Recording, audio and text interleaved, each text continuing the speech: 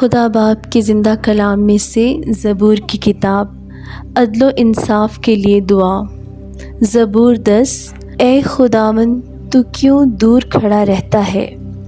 مصیبت کے وقت تو کیوں چھپ جاتا ہے؟ شریر کے غرور کے سبب سے غریب کا تندھے سے پیچھا کیا جاتا ہے۔ جو منصوبے انہوں نے باندھے ہیں وہ انہی میں گرفتار ہو جائیں، کیونکہ شریر اپنی نفسانی خواہش پر فخر کرتا ہے اور لالچی خداوند کو ترک کرتا بلکہ اس کی اہانت کرتا ہے۔ شریر اپنے تکبر میں کہتا ہے کہ وہ باس پرس نہیں کرے گا۔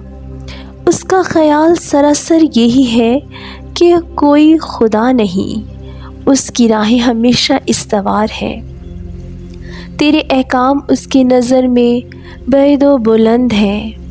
وہ اپنے سب مخالفوں پر پھنکارتا ہے۔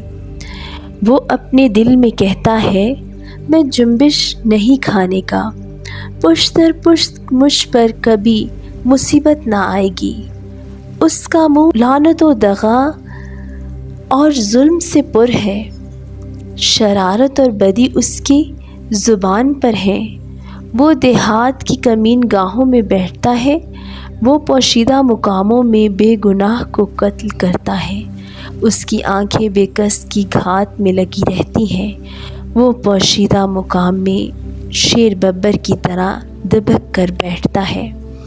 وہ غریب کے پکڑنے کو گھات لگائے رہتا ہے، وہ غریب کو اپنے جال میں پھنسا کر پکڑ لیتا ہے۔ وہ دبکتا ہے، وہ جھک جاتا ہے اور بے کس اس کے پہلوانوں کے ہاتھ سے مارے جاتے ہیں۔ وہ اپنے دل میں کہتا ہے، خدا بھول گیا ہے۔ وہ اپنا منہ چھپاتا ہے، وہ ہرگز نہیں دیکھے گا۔ اٹھ اے خداوند، اے خدا، اپنا ہاتھ بلند کر، غریبوں کو نہ بھول۔ شریر کس لیے خدا کی اہانت کرتا ہے اور اپنے دل میں کہتا ہے کہ تو باس پرس نہ کرے گا؟ تو نے دیکھ لیا ہے، کیونکہ تو شرارت اور بغض دیکھتا ہے تاکہ اپنے ہاتھ سے بدلہ دے۔ بے کس اپنے آپ کو تیرے سپرد کرتا ہے، تو ہی یتیم کا مددگار رہا ہے۔ شریر کا بازو توڑ دے اور بدکار کی شرارت کو جب تک نابود نہ ہو ڈھونڈ ڈھونڈ کر نکال۔